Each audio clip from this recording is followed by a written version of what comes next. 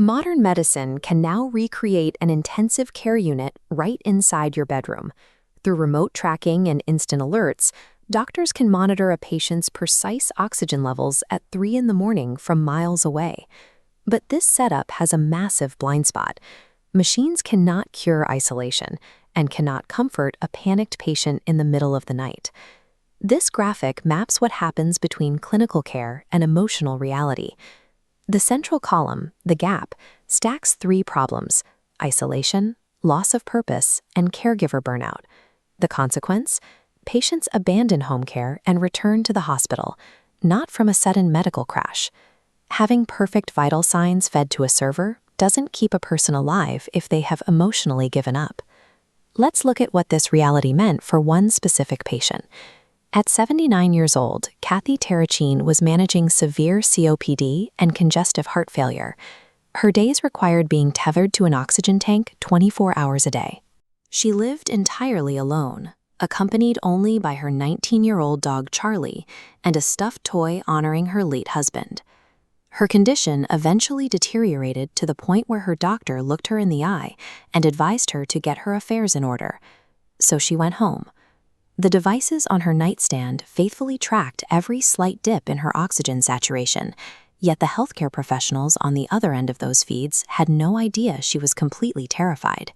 The infrastructure did exactly what it was engineered to do, by maintaining her biology, while simultaneously sending her home to fade out of existence.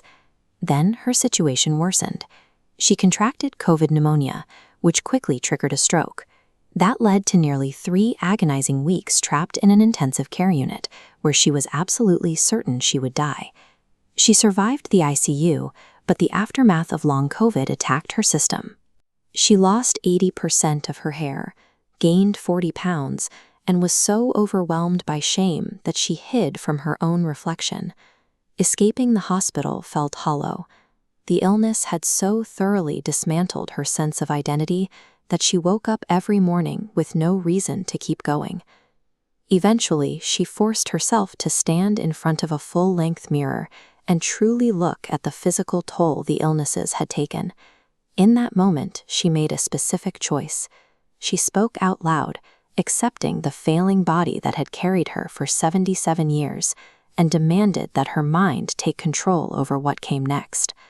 Operating from her living room recliner, still reliant on an oxygen tank, she started engineering the exact emotional support mechanisms her medical team had failed to provide. That initial action in front of the glass became her very first exercise, which she called the strength mirror. From there, she rapidly developed over 40 daily mental resilience techniques, turning psychological survival into a repeatable practice. Modern medicine offered her dozens of tools to preserve her lungs and heart, but absolutely nothing to preserve her mind. So she built that emotional infrastructure herself. Those personal survival mechanisms did not stay confined to her living room. They evolved into a massive, scalable system called Golden InMotion. This diagram outlines the full scope of the framework. You can see the inner layers mapping out a mental strength operating system surrounded by external rings that organize legacy preservation tools, like AI voice archiving, and specific protocols addressing touch starvation. This shifts the conversation from a heartwarming story of personal resilience straight into hard healthcare economics. Activating a patient's emotional engagement directly drives financial returns for healthcare systems. By equipping patients and their families with these stabilization tools, the system directly prevents the highly expensive, entirely avoidable 2 in the morning emergency room transfers that happen simply because a caregiver panicked. You cannot achieve long-term clinical adherence without building a daily operational system for purpose and identity. Look at the text at the bottom of this graphic. Providers need to recognize a hard truth. The most common reason home care admissions fail isn't a clinical crash, it's a loss of will. The Golden Life community is not trying to sell consumer wellness products. They are actively building the missing emotional infrastructure for the healthcare industry. Kathy Tarochione wrote a promise to herself that she would never be the one to go down and that she would make it through.